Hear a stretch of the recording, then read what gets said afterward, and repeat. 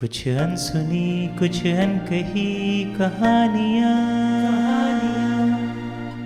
सबसे प्यारा अपना घर। प्राचीन काल में कांची नामक नगरी में दो भाई रहते थे। उनके नाम थे प्राणधर और राजधर। ये दोनों भाई लकड़ी के खिलौने बनाने में निपुण थे। फिर भी उनका गुजारा मुश्किल से ही चल पाता था, क्योंकि दोनों ही भाई बहुत आलसी थे। एक दिन ये दोनों भाई लकड़ी के लिए जंगल में गए। एकाएक तेज बारिश होने लगी। वर्षा से बचने के लिए वे एक गुफा में घुस गए। गुफा के अंदर हल्का हल्का प्रकाश हो रहा था। दोनों भाई प्रकाश की दिशा में बढ़े तो उन्हें वहां बहुत से खिलौने रखे दिखाई दिए, जो लकड़ी के बने थे। खिलौनों को देखकर राजधर ने अपने भाई प्राणधर से कहा, प्राणधर देखो तो कितने सुंदर खिलौने हैं। प्राणधर कुछ जवाब देता, इससे पहले ही गुफा में फर्श पर रखे लकड़ी के वे खिलौने हिलने डुलने लगे। फिर देखते ही देखते इधर से उधर भाग दौड़ करने लगे। ये विचित्र दृश्य देखकर राजधर और प्राणधर घबरा गए। तभी एक व्यक्ति उनके सम्मुख आ खड़ा हुआ। उसने कहा, इन खिलौनों के अंदर मैंने कुछ विशेष यंत्र लगा रखे हैं। उन्हीं की सहायता से ये खिलौने चलते फिरते हैं। आप कहाँ रहते हैं? राजधर ने उस व्यक्ति से पूछा। बहुत दूर घने वन में, वो व्यक्ति बोला। मैं कभी कहीं आता जाता नहीं हूँ। अब खिलौने बनाने भी बंद कर दिए हैं मैंने। हाँ, वर्ष में एक दिन मैं इस गुफा में जरूर आता हूँ। यहाँ मेरे गुरु की समाधि है, उसी पर फूल चढ़ाने के लिए आता हूँ। ये विद्या मैंने अपने गुरु से ही सीखी थी। पर आपने खिलौने बनाने क्यों बंद कर दिए? प्राणधर ने जानना चाहा। जिस दिन मैंने ये खिलौने बनाकर पूरे किए, उसी दिन मेरे गुरुदेव स्वर्ग से धार गए। बस तभी से मैंने ये निर्णय ले लिया था कि अब आगे से कभी खिलौने नहीं बनाऊंगा। ये कहकर वो व्यक्ति उदास हो गया। दोनों भाइयों ने उसे अपने बारे में बताया। फिर कहने लगे, हम दोनों ये विद्या सीखना चाहते हैं। क्या आप हमें ये विद्या सिखाएंगे? सिखा दूंगा, उस व्यक्ति ने कहा, किंतु उस विद्या का गलत उपयोग कभी मत करना, अन्यथा तुम बहुत पछताओगे। दोनों भाइयों ने उसकी बात पर सहमति व्यक्त कर दी। तब वो उन दोनों को एक तरफ ले गया और उसने उन्हें कल पुर्जों से चलने वाले खिलौने बनाने की कला सिखा दी। उसे धन्यवाद देकर दोनों भाई अपने नगर लौट आए। कई दिन तक वे दोनों भाई लकड़ी के खिलौने बनाने में लगे रहे। बहुत मेहनत करके उन्होंने लकड़ी के 2 हंस बनाए और उनमें यंत्र लगा दिए। यंत्रों की सहायता से लकड़ी के बने वे हंस आकाश में उड़ने लगे। कुछ देर बाद वे हंस यंत्रों की सहायता से धरती पर उतार लिए गए। राजधर ने अपने भाई से कहा, भैया प्राणधर, हम दोनों राजहंस यहाँ के राजा को भेंट कर देंगे। वो खुश हो गया तो हमें खूब धन देगा। प्राणधर कुछ देर सोचता रहा, फिर बोला, मेरे विचार से तो हमें हंसों वाली बात किसी से बतानी नहीं चाहिए। हंसों को हम राजा के खजाने में भेजेंगे। ये वहां से बहुत सा धन चुरा लाएंगे। इस तरह हम बहुत जल्दी धनवान बन जाएंगे।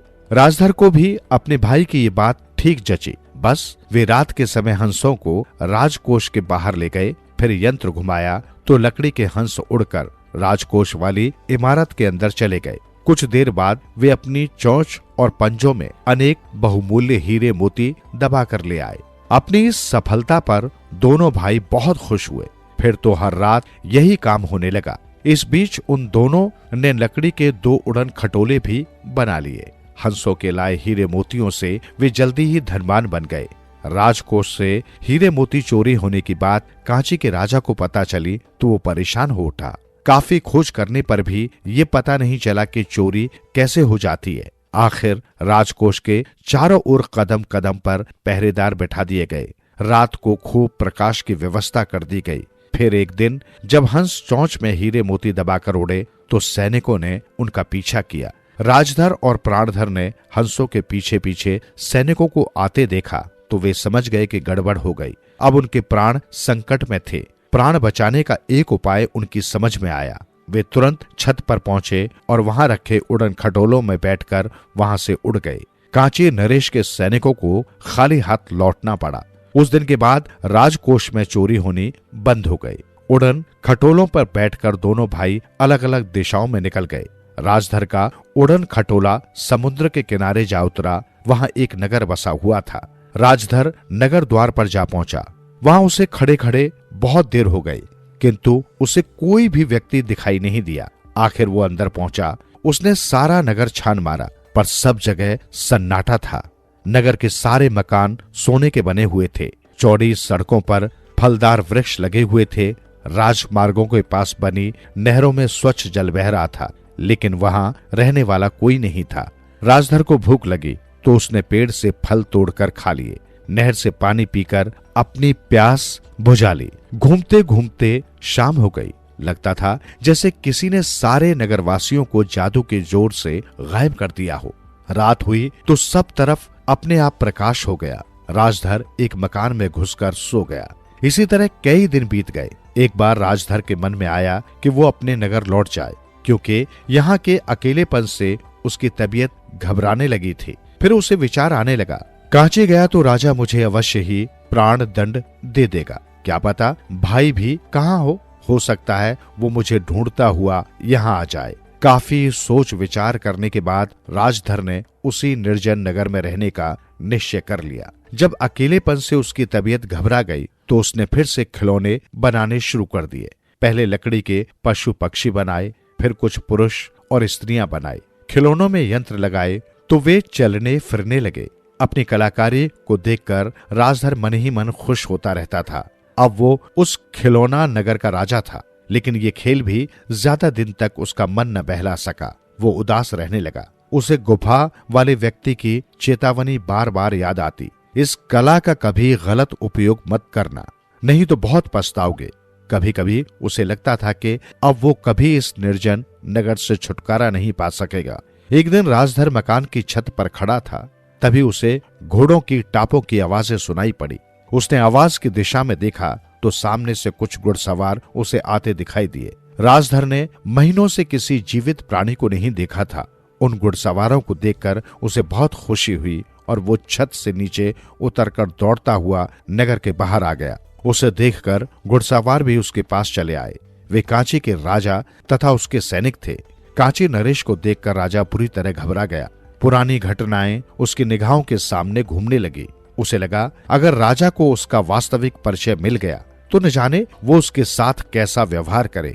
फिर भी किसी तरह अपने को संभाल कर उसने कांची नरेश का स्वागत किया। सोने के मकान और लकड़ी के चलते फिरते पुतलों को देखकर कांची नरेश को बहुत आश्चर्य हुआ। उन्होंने राजधर से उसका परिचय पूछा और कहा, इस नगर में आप अकेले जीवित प्राणी हैं, ऐसा क्यों? और ये लकड़ी के चलते फिरते खिलौने किसने बनाए हैं? राजधर चुप रहा, क्योंकि राजा वो बात पूछ रहे थे जिसे वो बताना नहीं चाहता था। लेकिन फिर एकाएक उसका मन बदल गया। उसकी आंखों में आंसू भर आए। उसने कांची नरेश के पैर पकड़ लिए और बोला, हे राजन, यदि आप मेरा अपराध क्षमा कर दें तो मैं आपको सब कुछ बताने को तैयार हूं। उसकी बात सुनकर कांची नरेश को बहुत आश्चर्य हुआ। उन्होंने राजधर से कहा, तुम मुझसे किस अपराध की क्षमा मांग रहे हो ये मैं नहीं जानता, फिर भी मैं तुम्हें क्षमा करता हूं। अब तुम पूरी बात बताओ। राजधर ने कांची नरेश को पूरी घटना कह सुनाई। फिर अपनी बात पूरी करके वो रोने लगा। राजा ने कहा, राजधर, तुम्हारा अपराध मैं क्षमा कर चुका हूं।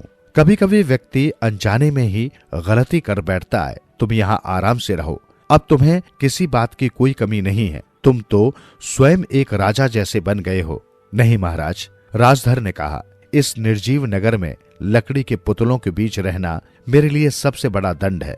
मैं फिर से कांची नगर में जाकर रहना चाहता हूँ, लेकिन ये सोने का नगर, इतना वैभव। राजा ने आश्चर्य से कहा, मुझे कुछ नहीं चाहिए महाराज, मैं तो पहले की तरह ही एक शिल्पी बनकर अपना जीवन बिताना चाहता हूँ। राजधर ने कहा। ये सुनकर कांची नरेश बोले, ठीक है, तुम कांची में चलकर रह सकते हो, किंतु उसके लिए एक शर्त है। कौन सी शर्त महाराज? कांची नरेश बोले, तुम वहां साधारण खिलौने बनवाओगे, कल पुर्जे वाले नहीं। राजधर ने राजा की इस बात पर तुरंत अपनी सहमति व्यक्त कर दी और वो सोने चांदी से बने उस निर्जीव नगर को छोड़कर अपने नगर लौट आया। उसकी समझ में ये बात आ चुकी थी कि अपना घर सबसे प्यारा होता है।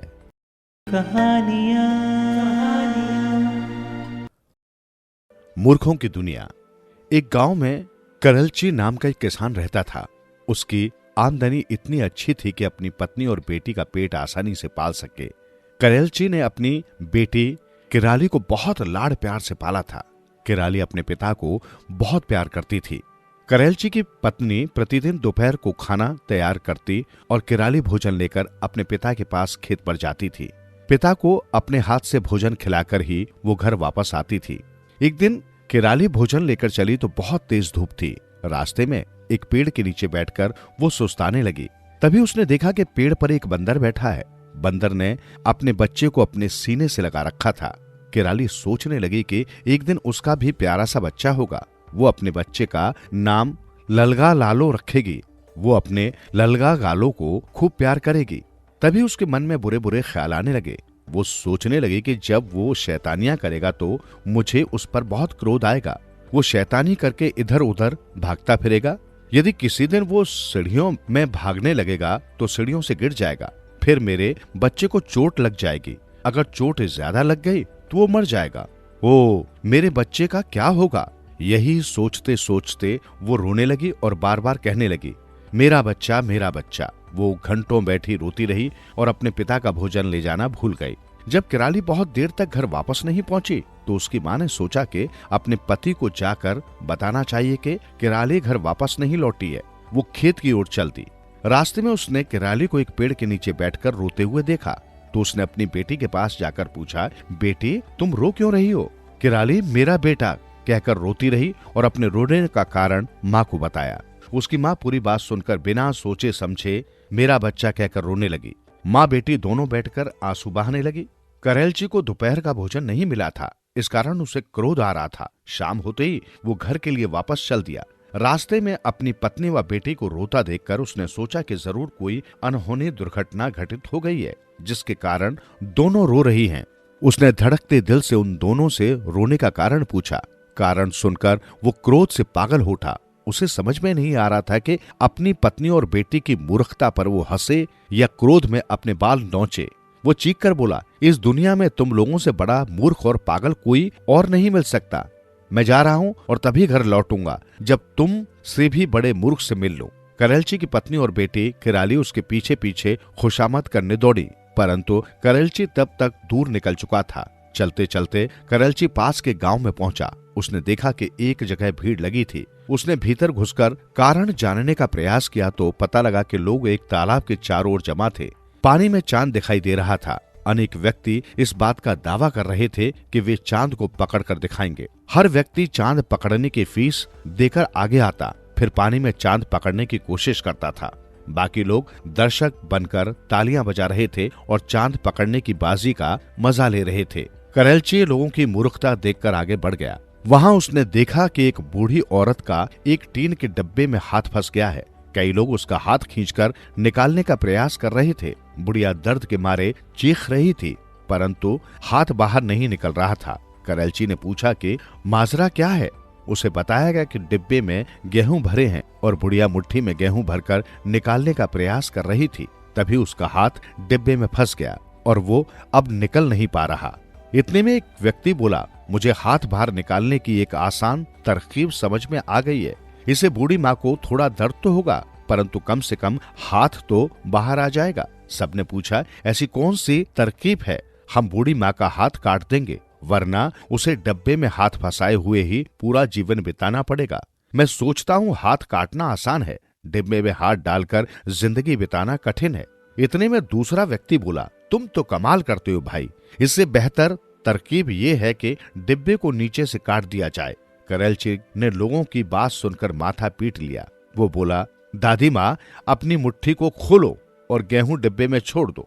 करेलची का इतना कहना था कि बुढ़िया ने मुट्ठी से गेहूं छोड़ दिए और उसका हाथ बाहर निकल गया। लोग करेलची को धन्यवाद व इनाम देने लगे। करेलची बहुत दुखी हुआ। मन से घर की ओर ये सोचते हुए वापस चल दिया कि शायद इस दुनिया में मूर्खों की कमी नहीं है।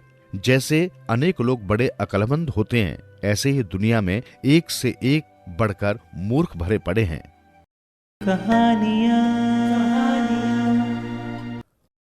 ये निकला। उसने देखा वहां की धरती बहुत उपजाऊ थी। चारों ओर फसलें लहला रही थी।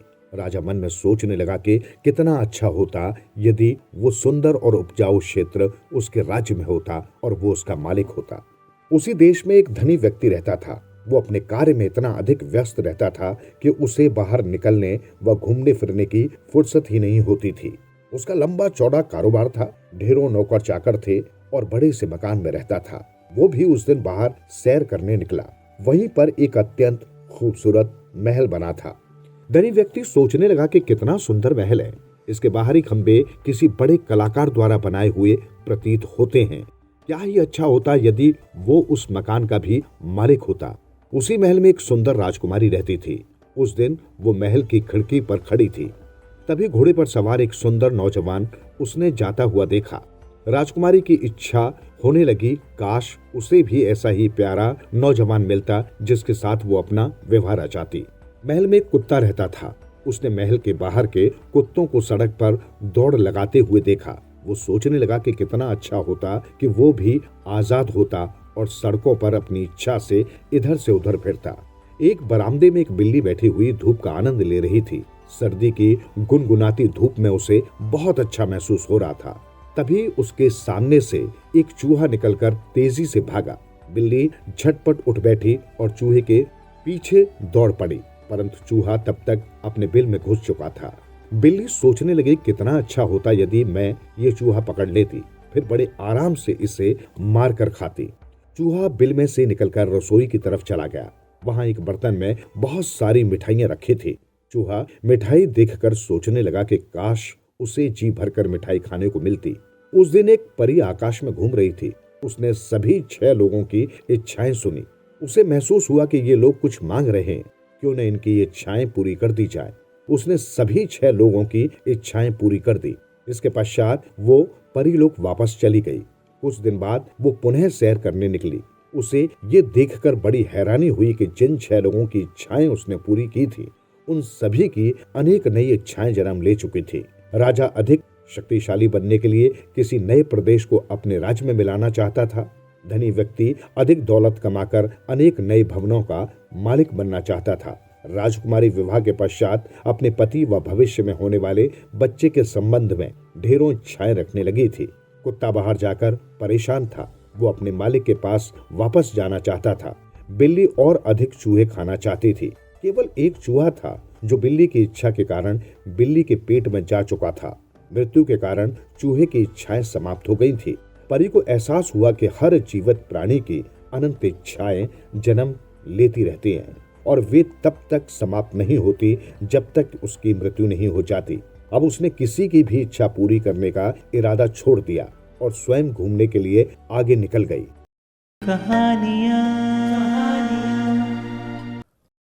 छुप जाता था और घोड़े पर सवार या पैदल चलने वाले सभी राहगीरों को लूट लेता था। अगर लोग उसके हमले का विरोध करते या भागने की कोशिश करते तो रत्नाकर डाकू उन्हें मार डालता था और उनकी चीजें ले लेता था।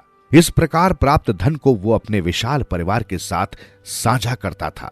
एक दिन जब रत्नाकर एक झाड़ी के पीछे छुपकर अपने अगले शिकार का इंतजार कर रहा था, उसने एक ऋषि को वहां से जाते देखा। ऋषि ने भगवा वस्त्र पहना हुआ था और उनके हाथ में एक तमुरा था। वे चलते चलते अपने में मगन होकर गा रहे थे। रत्नाकर ने सोचा, ये आदमी अपने तमूरे में कोई मूल्यवान वस्तु ले जा रहा होगा और चोरों से बचने के लिए इसने ऋषि का वेश बना रखा है। सो वो झाड़ी के पीछे से निकला और ऋषि के रास्ते में जाकर खड़ा हो गया। तुम्हारे पास जो कुछ है मुझे दे दो, वो चिल्लाया। ऋषि मुस्कुराए और बोले, मैं अपने साथ केवल भगवान का नाम लेकर चलता हूँ, इसलिए यदि तुम चाहते हो तो मैं अपना सारा ज्ञान तुम्हारे साथ साझा कर सकता हूँ। मेरे साथ होशियारी मत करो। बताओ तुम कहां से आ रहे हो और तुम्हारे तमूरे में वास्तव में क्या है? रत्नाकर गुर्राया, मेरा नाम नारद है और मैं भगवान विष्णु जी के धाम से आ रहा हूँ। मैं नहीं जानता कि मैं कहाँ जा रहा हूँ। जो भी मुझे याद करेगा मैं उसके घर चला जाऊंगा, ऋषि ने प्रसन्नता पूर्वक कहा। इस अजीब से उत्तर ने रत्नाकर के मन में जिज्ञासा उत्पन्न कर दी। दूसरों के विपरीत ये आदमी उससे डर नहीं रहा था। नारद ने स्नेहपूर्ण स्वर में दोबारा कहा, ओ भोले मनुष्य, मैं जानता हूं कि तुम्हें इस बात की समझ नहीं है कि तुम क्या कर रहे हो या तुम कितने पाप इकट्ठा कर रहे हो। मुझे बताओ, तुम ये जीवन क्यों बर्बाद कर रहे हो? तुम्हें एक बेहतर व्यक्ति बनने के लिए इसका उपयोग करना चाहिए। रत्नाकर को एक भी शब्द समझ में नहीं आया। मैं कौन से पाप इकट्ठा कर रहा हूं? उसने पूछा। वो भौचक्का हो गया। जब तुम किसी को जानबूझकर चोट पहुंचाते हो तब तुम पाप करते हो। अंततः तुम्हें उसकी कीमत चुकानी पड़ेगी, नारद ने समझाया। लेकिन मैं ये केवल अपने लिए नहीं कर रहा हूं। मैं जो इकट्ठा करता हूं उसे अपने परिवार के साथ साझा करता हूं। रत्नाकर ने जवाब में कहा, क्या मैं तुमसे एक प्रश्न पूछ सकता हूं? रत्नाकर ने जवाब दिया, नहीं। लेकिन उन्हें एकटक देखता रहा। यदि तुम संपत्ति के साथ साथ पाप भी इकट्ठा कर रहे हो तो क्या तुम्हारे परिवार के सदस्य उसे भी तुम्हारे साथ साझा करेंगे? हां, अवश्य, रत्नाकर ने आत्मविश्वास के साथ जवाब दिया। घर जाओ और अपने परिवार से पूछो कि क्या वे तुम्हारे पापों का दंड तुम्हारे साथ बांटेंगे। तब तक मैं यहीं प्रतीक्षा करूंगा, नारद ने कहा। और जब तक मैं आऊंगा आप यहां से भाग जाएंगे। रत्नाकर बोला, मैं कहीं नहीं जाऊंगा, लेकिन यदि तुम्हें मुझ पर विश्वास नहीं है तो मुझे इस पेड़ से बांध दो। तुम अपने परिवार की प्रतिक्रिया लेकर आओगे, तब तक मैं यही तुम्हारी प्रतीक्षा करूंगा। रत्नाकर ने इतना साहसी राहगीर पहले कभी नहीं देखा था। नारद ऋषि आत्मविश्वास से भरे और प्रसन्नचित्त थे और उसकी धमकियों से घबराए नहीं। ऋषि, मैं कुछ ऐसा था जो नारद को आकर्षित कर रहा था। वो शीघ्रता से अपने घर पहुंचा। जब उसकी पत्नी, बच्चों और संबंधियों ने उसे जल्दी आया देखा तो वे खुश हो गए और सोचने लगे कि उसके हाथ कोई भारी लूट लगी होगी। लेकिन जब उन्होंने उसे खाली हाथ देखा तो उनके चेहरे पर निराशा स्पष्ट रूप से दिखने लगी। रत्नाकर अपने परिवार के सामने खड़ा हो गया और वहां उपस्थित सभी लोगों को संबोधित करके बोला, मैंने अभी अभी नारद नाम के एक यात्री से जाना कि लोगों को चोट पहुंचाना और उन्हें लूटना पाप होता है। मैंने अब तक बहुत सारे पाप इकट्ठा कर लिए होंगे और एक दिन मुझे सजा भी भुगतनी होगी। मैंने जो किया वो केवल अपने लिए नहीं बल्कि आप सबके लिए भी किया। इसलिए मेरे अपराध में आप लोग भी भागीदार हैं और आपको मेरे पाप साझा करने चाहिए। क्या आप लोग मेरी बात से सहमत हैं? पहले तो सब लोग चुप रहे। फिर किसी ने कहा, रत्नाकर, तुम हमारे लिए लोगों को लूटते हो और हम तुम्हारे साथ चुराया हुआ धन साझा करते हैं, लेकिन हमने तुम्हें कभी नहीं कहा कि इस प्रक्रिया में तुम किसी को चोट पहुंचाओ। तुमने वो धन किस प्रकार प्राप्त किया वो तुम्हारा निर्णय था, इसलिए हम तुम्हारे पाप तुम्हारे साथ नहीं बांटेंगे। रत्नाकर स्तब्ध रह गया। अवाक होकर वो अपने बच्चों की ओर मुड़ा। बड़ों से संकेत लेते हुए उन्होंने भी अपने पिता के पापों में हिस्सा बांटने से मना कर दिया। अंत में दुखी रत्नाकर ने अपनी पत्नी की ओर देखा। उसे विश्वास था कि उसकी जीवन संगिनी उसके लाभों की तरह उसके पापों को भी साझा करेगी और उसकी आत्मा पर से पापों का बोझ कम कर देगी, लेकिन उसने भी इनकार में सिर हिला दिया। रत्नाकर को मुनि की बातों की सच्चाई समझ में आ गई और वो दौड़कर उनके पास वापस गया। उसे नारद मुनि एक पेड़ के नीचे बैठकर नारायण नारायण का जाप करते हुए मिले। रत्नाकर उनके पैरों में गिरकर रोने लगा। हे मुनिवर, आपने मेरी आंखें खोल दी हैं। मेरे परिवार का एक भी व्यक्ति मेरे पापों के भार को साझा नहीं करना चाहता। मैं इस मिथ्या जीवन से दूर चले जाना चाहता हूँ। मुझे बताइए कि मैं अपने बुरे कर्मों का प्रायश्चित कैसे कर सकता हूँ। कृपया मेरा मार्गदर्शन करिए। नारद ने उसे कंधों से पकड़कर उठाया। वत्स, उचित मार्गदर्शन न मिलने पर गलतियां होना निश्चित है। उन्होंने कोमलता से कहा, अब ईश्वर में मन लगाओ और ध्यान करो। अंततः तुम जीवन का अर्थ समझ जाओगे। बस बार बार राम शब्द का जाप करो। आखिर ये ईश्वर का नाम है। रत्नाकर ने राम कहने की पूरी कोशिश की, लेकिन भरपूर प्रयास के बावजूद वो ईश्वर के नाम का शुद्ध उच्चारण नहीं कर पाया। कुछ देर बाद नारद ने सुझाव दिया, चलो हम एक और प्रयास करते हैं। क्या तुम मरा नाम के किसी व्यक्ति को जानते हो? हाँ, मरा नाम का मेरा एक मित्र था, रत्नाकर ने उत्तर दिया। बहुत अच्छा, तब लगातार उसका नाम लो, नारद ने मुस्कुराकर कहा। फिर वे खड़े हो गए, रत्नाकर से विदा ली और चले गए। रत्नाकर ने बैठने के लिए एक आरामदेह स्थान ढूंढा और मरा मरा मरा मरा जपने लगा। कुछ ही देर में ऐसा प्रतीत होने लगा जैसे वो राम राम राम राम जप रहा हो। कई वर्ष बीत गए। रत्नाकर के आसपास चींटियों की एक बांभी बनने लगी, लेकिन उसने जाप करना बंद नहीं किया और ध्यान में खोया रहा। ये देखकर लोग रत्नाकर को वाल्मीकि या बांभी के अंदर का आदमी के नाम से संदर्भित करने लगे। कुछ और वर्ष बीतने पर लोग रत्नाकर का असली नाम भूल गए और उसे केवल वाल्मीकि के नाम से जानने लगे।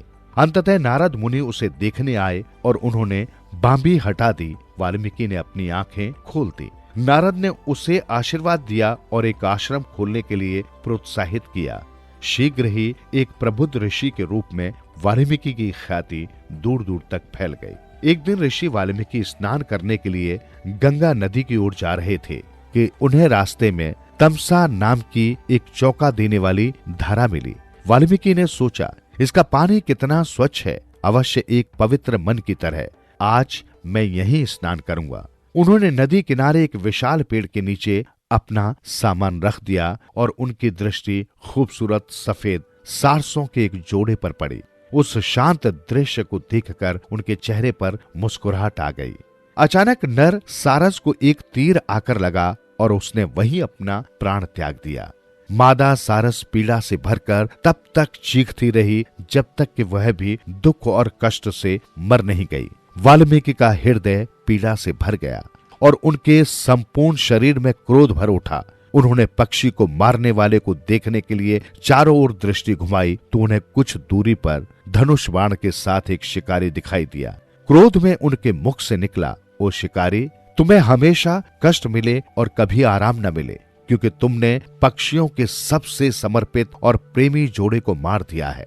बाद में जब वाल्मीकि ने भगवान ब्रह्मा के आशीर्वाद से रामायण की रचना की तो ये शब्द महाकाव्य का पहला श्लोक बने।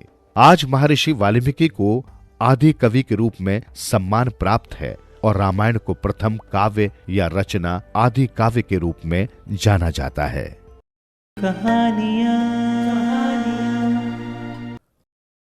देवान नामक एक सुनार था। उसके 4 बेटे थे। बड़े बेटे का नाम भुजंगचारी था, दूसरे का नाम था ईश्वरचारी, तीसरे का नाम आचार्यचारी तथा सबसे छोटे का नाम देशवंतचारी था। वे चारों शिल्पी थे। 3 भगवान का शिल्प रचते थे, मगर चौथा इन लोगों के बने शिल्प को देखकर समय बिताता था। वो रोज बस देखता ही रहता था। तीनों भाइयों को जब ये बात पक्की हो गई कि ये लड़का बेकार है, कोई काम नहीं करता, वे गुस्से में आकर उसे घर से बाहर निकाल देते हैं। तब वो अपना गांव छोड़कर अमृतपुर नामक एक दूसरे गांव में जाता है। वहां पर एक शिल्पी रहता था। वो उसके घर जाता है। वो शिल्पी उसका अता पता पूछता है कि तुम कौन हो, तुम्हारा कौन सा गांव है, जात कौन सी है, क्या काम करते हो। जवाब में वो अपना नाम देशवंतचारी कहकर, मैं एक शिल्पी हूं, मेरा गांव ब्रजराजपुर है, हम 4 भाई लोग हैं, सभी का यही पेशा है, कहता है। अमृतपुर के शिल्पी की एक बेटी और 4 बेटे होते हैं। सभी उसके भाइयों जैसे ही शिल्प का काम करते हैं। उन लोगों ने ये सोचकर के अपनी बहन इसके साथ सुखी रहेगी, उसकी शादी रचा देते हैं। देशवंतचारी इसके बाद भी कोई काम नहीं करता, आवारा घूमकर समय बिताता रहता है। वे लोग भी उसके आलस्य को देख ऊब जाते हैं। फिर वे उसे डांटकर कहते हैं कि तुम इस तरह आलसी बनकर समय बिताते हो तो अपने परिवार की क्या देखभाल करोगे। अभी या तो कुछ काम करो, नहीं तो अपनी घरवाली को लेकर यहाँ से निकल जाओ। देशवंतचारी इस बात पर अपने सालों से चिढ़ जाता है। एक अलग मकान किराए पर लेकर अपनी पत्नी के साथ रहना शुरू करता है। बीवी अपने भाइयों के यहाँ से दाल चावल लेकर आती है, उसे पकाकर खिलाती रहती है। ये तरीका भी कितने दिन चल सकता था। फिर भी इसके इस व्यवहार को देख थक जाती है। कहती है, तुम अपने को शिल्पी कहते हो, कुछ काम नहीं करते, मेरे भाइयों के साथ मिलकर कोई काम क्यों नहीं करते हो। घरवाली की ये बात सुन देशवंतचारी अपने को अपमानित महसूस करता है। अपने सालों के साथ लकड़ी लाने जंगल में जाता है। वे लोग पेड़ की बड़ी बड़ी शाखाओं को काट लाते हैं तो वो छोटी छोटी डालियों को काट लाता है। उसकी पत्नी उससे पूछती है कि मेरे भाई लोग तो बड़ी शाखाएं ले आए हैं, फिर तुम क्यों इतनी छोटी डालियों को काट लाए हो? देशवंचार्य अगली सुबह देवरतन नामक एक पलंग बनाता है। पलंग के चारों पांवों पर 4 गुड़िया बनाकर उन्हें उपदेश देता है। फिर उन सबको खोलकर लकड़ी के गट्ठे जैसे बनाकर 4 कोनों पर उन्हें टिका देता है। लकड़ी का गट्ठा देखकर वो हंसकर कहती है, तो रात भर तुमने यही काम किया? कोई बात नहीं, एक काम करना, किसी से मत कहो, मैं इसे ले जाकर बाजार में बेच आती हूं। फिर देशवंचारी अपनी पत्नी की असमर्थता को देखकर खुद ही वहां से लकड़ी को बेचने निकल जाता है। वो ये बोझ उठाकर राजमहल के रास्ते से जा रहा था। वहां एक महिला लकड़ी का गट्ठा देखकर उससे उसका भाव पूछती है। इस पर देशवंचारी उससे कहता है, तुम ये नहीं खरीद सकती, तुम्हारे राजा अगर आकर खरीदना चाहें तो ठीक होगा। वो महाराजा के पास जाकर लकड़ी की बात कहती है। महाराजा फिर उसका अता पता पूछकर भाव पूछता है। देशवंचारी ये कहकर कि अभी मैं भाव नहीं बताऊंगा, इस गट्ठे को खोलकर लकड़ी को संजोइए, 4 दिशाओं में 4 अमर दीप जलाकर इस पलंग की पूजा कीजिए, फिर हाथ में एक कलम पुस्तक लेकर इस पर लेट जाइएगा। उन्हें लकड़ी का गट्ठा सौंपता है। राजा उसकी बात मानकर चारों दिशाओं में 4 दीप जलाकर कलम पुस्तक हाथ में लेकर लेटता है। उस 4 कोनों पर रखे पलंग के पांव पर रखी गुड़ियों में से एक गुड़िया इस तरह बोलती है, बहन सुनो, मैं बाजार जाकर घूमकर लौटने तक तुम मेरी जगह पर अपना सहारा दे देना। गुड़िया ने वैसा ही किया। ये गुड़िया बाजार में घूमकर लौटी तो तीनों गुड़िया उससे बाजार की खबर के बारे में पूछती हैं। ये गुड़िया जवाब देती है कि वहां गौशाला में एक गाय थी, उसका बछड़ा गौशाला के दूसरे दरवाजे पर था। गाय उससे कहती थी कि यहीं पास में एक बांबी है, तुम वहां जाकर सो जाओगे तो तुम्हारी भूख शांत होगी। ये बात सुनकर राजा सब लिख लेता है। दूसरी गुड़िया अब कहती है, मैं अभी आ जाऊंगी, मेरे कोने पर तुम सहारा देते रहना। तब वो गुड़िया पूरे शहर में घुमाती है। उसे आगे हनुमान मंदिर दिख जाता है। वो वहीं जाती है। मंदिर के आगे 3 हांडी सोना रखा होता है। उसे गुड़िया देखती है। फिर वो राजमहल लौट आती है। तीनों गुड़िया उससे पूछती हैं कि तुमने क्या क्या देखा। वो जो जो जवाब देती है राजा वो सब लिख लेता है। अब तीसरी गुड़िया की बारी आती है। वो भी उसी तरह सहारे की मांग कर शहर में घूमने जाती है। महाराज के महल के पीछे एक बड़ा घड़ा होता है। उस घड़े में विक्रमादित्य के दरबार की एक कुर्सी दिखाई देती है। वो देखकर वो महल लौट आती है। आते ही तीनों एक साथ पूछती है कि बता, तुम क्या देखकर आई हो? उसने जो जो देखा था वो सब तीनों गुड़ियों को कहती है। राजा वो सब लिख लेता है। अब चौथी गुड़िया की बारी थी। वो भी इसी तरह कहकर निकल जाती है। शहर घूम आती है। उसके लौटने पर बाकी गुड़ियां उससे भी पहले जैसा ही प्रश्न करती हैं। गुड़िया ने जो जो देखा था वो सुनाती है। शहर के पूरब में एक देवता है। वो 100 फीट के भीतर है। उस देवता के आगे एक बड़ा घड़ा भर दीनार है। वो चाहती है कि वहां एक मंदिर बनवाया जाए। यही बस मैंने देखा और ये सब सुनकर आई। महाराजा ने वो सब लिख लिया। अगली सुबह महाराज कामगारों को ले जाकर घड़े को खुदवाता है। वहां अनमोल मोती उसे मिलते हैं। वहां से हनुमान जी के मंदिर जाता है। 3 हांडी सोना उसे वहां पर मिलता है। फिर राजमहल के पिछवाड़े जाकर सोने का सिंहासन निकलवाता है। फिर शहर जाकर गौशाला की बांबी के पास जाकर रत्नों को निकलवाता है। राजा देशवंचारी को याद कर उसे बुलाकर मोती मणिक देकर सम्मान करता है। 12 घड़ों में से जो सोने के सिक्के मिले उनसे वहां पर एक मंदिर बनवाकर देशवंचारी को पुजारी बनाता है। ये खबर उसकी पत्नी को भी मिलती है। वो भी आती है। खबर सुनकर उसके सभी भाई उसके पास आते हैं। उसका ऐश्वर्य देखकर मूर्छित हो जाते हैं। वो उन्हें भी सोना संपदा देकर घर भेजता है। पति पत्नी सुख से जीवन जीते हैं। कहानियां उसके 6 भाई बहन थे जो उससे बड़े थे। उसके माता पिता ने उसके सभी भाई बहनों का विवाह कर दिया था। शहनाज का पिता अक्सर बीमार रहने लगा था। वो चाहता था कि उसके जीते जी शहनाज का विवाह हो जाए। हालांकि अभी उसके खेलने कूदने की उम्र थी। वो अभी केवल 19 वर्ष की थी, परंतु उसके माता पिता को उसके विवाह करने की जल्दी थी। तभी किसी ने एक धनी निसंतान बूढ़े के बारे में शहनाज के पिता को बताया, जो अक्सर बीमार रहता था परंतु विवाह करना चाहता था। शहनाज के पिता ने सोचा कि बूढ़ा जैसा भी है उसी से विवाह कर देना ठीक है, वो कम से कम अमीर तो बहुत है, वहां उसकी बेटी को खूब आराम चैन मिलेगा। शहनाज बेगम की उम्र 19 वर्ष पूरी होने से पहले बूढ़े व्यक्ति से विवाह हो गया। बूढ़ा अनीसुद्दीन शहनाज की हर इच्छा पूरी करता था, परंतु अपनी बीमारी के कारण उसे कहीं बाहर नहीं ले जा पाता था। शहनाज को ऊंची एड़ी के सैंडल पहनना बहुत अच्छा लगता था। इस कारण वो जिधर से निकलती उधर से ठक ठक की आवाज सुनाई देती। अक्सर अनीसुद्दीन शहनाज के सैंडल की आवाज से ही अंदाज लगाता था कि वो किधर है और क्या कर रही है।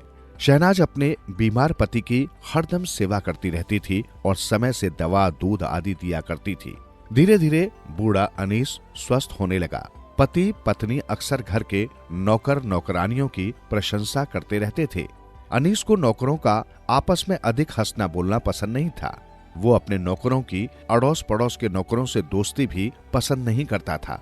उसी की आदत के मुताबिक सभी नौकर हरदम चुपचाप रहते थे और अपने अपने काम में लगे रहते थे। शहनाज हमेशा अपने बावर्ची की तारीफ किया करती थी। वो कहती थी कि ये सदैव समय पर स्वादिष्ट भोजन तैयार करता है। उसने आज तक उस जैसा बावर्ची नहीं देखा जो काम में खूब चुस्त हो और मालिक का वफादार भी हो। अब अक्सर बूढ़ा अनीस घर के बाहर सैर करने भी जाने लगा था। एक दिन उसने शहनाज से कहा, आज तक तुम मेरी सेवा करती रही हो, कल मैं तुम्हें शहर की सबसे खूबसूरत इमारत की सैर करवाऊंगा। वो इमारत मेरे मित्र नवाब साहब की है। सुनकर शहनाज बहुत खुश हुई। अनीस अगले दिन घूमने की तैयारी में घर से बाहर कहीं चला गया, लेकिन शहनाज की खुशी किस्मत को मंजूर नहीं थी। कुछ ही देर में अनीस के बेहोश होकर गिर जाने और मृत्यु हो जाने की खबर शहनाज को मिली। उसे अपने कानों पर यकीन नहीं हुआ। शहनाज हरदम चुप और उदास रहने लगी। उसने अपने जीवन में पति की सेवा और घर के कामकाज के अलावा कोई खुशी नहीं देखी थी। इस कारण वो दूसरा विवाह करने की सोच भी नहीं सकती थी। इसी तरह महीनों और फिर 3 बरस गुजर गए। शहनाज के माता पिता ने बहुत समझाया कि वो दूसरा विवाह कर ले, परंतु वो इसके लिए तैयार नहीं हुई। वो अनीस की हवेली में चुपचाप उदास सी अकेली रहती थी। घर के नौकर नौकरानी उसका खूब ध्यान रखते थे। वो इस बात से ही खुश रहती थी कि उसके नौकर नौकरानी उसका खूब ध्यान रखते हैं। बावर्ची समय पर स्वादिष्ट भोजन बनाता था। इसी प्रकार उसकी जिंदगी गुजर रही थी। एक दिन घर में सीढ़ियां उतरते वक्त शहनाज का पैर अचानक मुड़ गया। वो सीढ़ियों से गिरते गिरते बची, परंतु उसके पैर में मोच आ गई। उसका घर में चलना फिरना भी बंद हो गया। वैद्य जी को बुलाया गया। वैद्य जी ने सलाह दी कि जब तक शहनाज के पैर की मोच ठीक नहीं हो जाती उसे पूरी तरह आराम करना चाहिए। उसे पाँव में ऊंची एड़ी के सैंडल बिल्कुल नहीं पहनने चाहिए और नरम मखमली चप्पलों को पैरों में पहनना चाहिए। शहनाज हरदम बिस्तर पर लेटी रहती थी। उसका भोजन हर वक्त बिस्तर पर ही पहुंचा दिया जाता था। नौकरानियां पैर की मालिश व दवाइयां देती थी। एक सप्ताह में उसका पैर कुछ ठीक होने लगा और वो थोड़ा बहुत चलने फिरने लगी। वैद्य जी की हिदायत के अनुसार वो नरम मखमली चप्पल पहनने लगी। इन चप्पलों के कारण उसकी ठक ठक की आवाज बंद हो गई। एक दिन दोपहर को वो अचानक रसोई में गई तो देखकर आश्चर्य में पड़ गई कि उसका बावर्ची पड़ोस के नौकर से हंस हंस कर बातें कर रहा था। शहनाज थोड़ा छिपकर खड़ी हो गई। उसने देखा कि कुछ ही देर में पड़ोस का नौकर भगोना भर चीनी और घी उसके यहाँ से लेकर चला गया। शहनाज को रसोई की खाद्य सामग्री जल्दी खत्म होने का राज समझ में आने लगा। उसे मन ही मन बावर्ची पर क्रोध आने लगा। वो सोचने लगी कि ये बेकार ही बावर्ची को इतना ईमानदार और वफादार समझती रही। वो बड़ी परेशान सी रहने लगी। एक दिन शाम के वक्त शहनाज का मन हुआ कि वो आंगन में चहलकदमी करे और वो उठकर आंगन में आ गई। तभी उसे एक कमरे में कुछ बातें करने की आहट महसूस हुई। शहनाज ने छेद से झांक कर देखा। अंदर का दृश्य देखकर उसे लगा कि जैसे उसके दिल की धड़कन थम गई हो। उसे सहसा अपनी आंखों पर यकीन ही नहीं हुआ। कमरे के अंदर एक नौकर खूब सजा सवरा कुर्सी पर बैठा था और एक नौकरानी शहनाज के कपड़े पहनकर नौकर के बालों में उंगलियां फिरा रही थी। वो बड़ी मुश्किल से अपने बिस्तर तक पहुंची और अपने सैंडल पहनकर आंगन तक आई। उसने देखा सभी नौकर चाकर अपने काम में लगे थे। उसे यूं महसूस हुआ कि वो चक्कर खाकर गिर जाएगी। अब उसे ये समझ में आने लगा कि उन्हें मखमली चप्पलों के कारण किसी को उसके आने की खबर नहीं लगती थी। अब शहनाज को अपने नौकर नौकरानियों और बावर्ची पर हर वक्त क्रोध आने लगा, जिससे उसकी तबीयत खराब रहने लगी। वो उन नौकरों को नौकरी से निकालकर उनकी नाराजगी से दुश्मनी बोल नहीं लेना चाहती थी। उसकी समझ में नहीं आ रहा था कि इन बेईमान नौकर नौकरानियों से कैसे निपटे। नए नौकरों पर भी आसानी से भरोसा नहीं किया जा सकता था। उसने एक योजना बनाई और अपनी हवेली बेच देने का फैसला किया। अगले दिन एक बड़े जमींदार को बुलाकर उसने हवेली बेच दी और वो शहर छोड़कर कहीं दूर गांव में चैन की जिंदगी बिताने चली गई।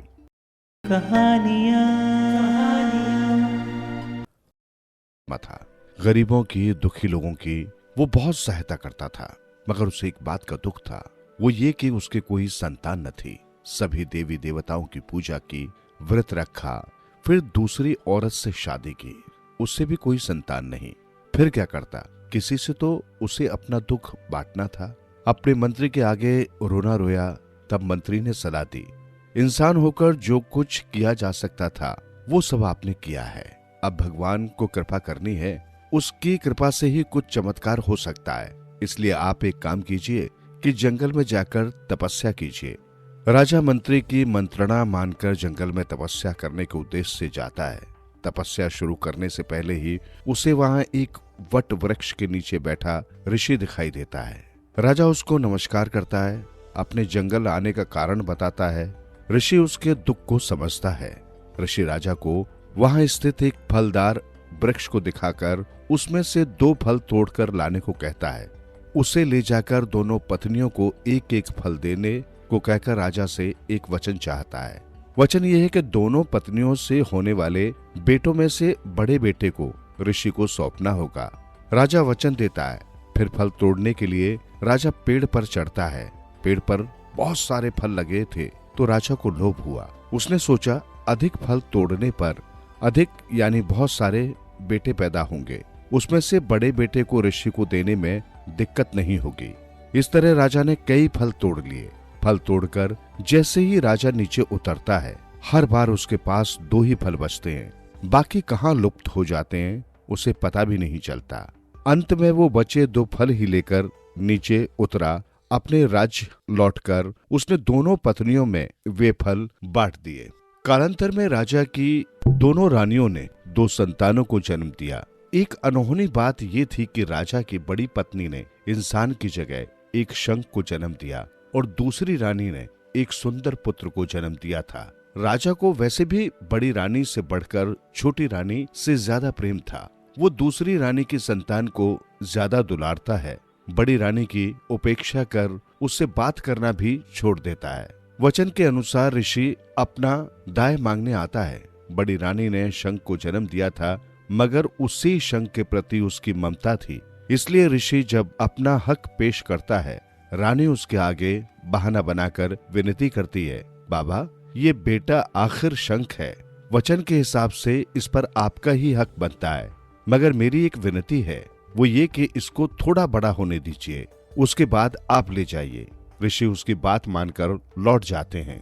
इधर दिन दूना रात चौगुना शंख बड़ा होता है, पलता रहता है। इस बीच एक अनहोनी घटना घटती है।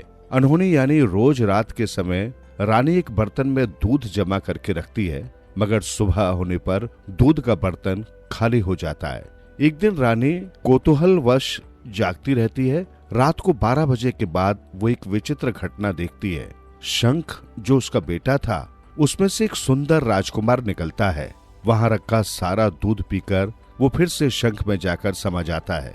ये क्रम कई दिनों तक चलता रहता है। एक दिन रानी भावुक होकर उसे उठाकर खूब प्यार करती है। एक दिन की बात है, राजकुमार शंख से बाहर निकलकर जैसे ही दूध पीकर लौटने लगता है, देखता क्या है कि माँ ने शंख को वहां से हटा दिया है।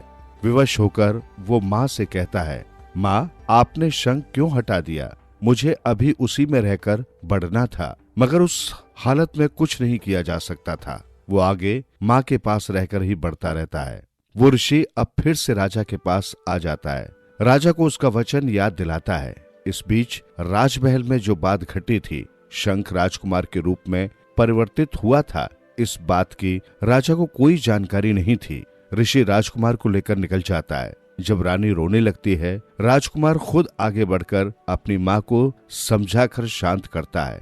ऋषि लौटती बार जंगल, मैदान, पहाड़ आदि मार्ग से चलकर अंत में एक बड़ी गुफा में पहुंचता है। वो राजकुमार को उस गुफा के अंदर ले जाता है। वहां अंदर एक देवी माँ की मूर्ति रहती है। ऋषि रोज उस मूर्ति की पूजा करता रहता है। एक दिन वो राजकुमार को बुलाकर कहता है, मैं जाकर नदी में नहाकर लौटता हूँ। मेरे लौटने तक तुम यहाँ पर झाड़ू लगाकर कपड़े से पोंछकर जगह को साफ सुथरा करके रखो।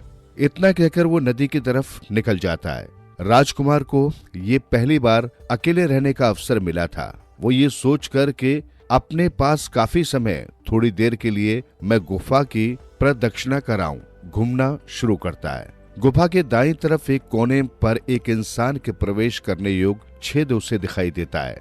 बालक सहज कौतूहल से उसके अंदर घुस जाता है। अंदर जाने पर उसे जो दिखाई देता है उसे खुद अपनी आंखों पर विश्वास नहीं होता।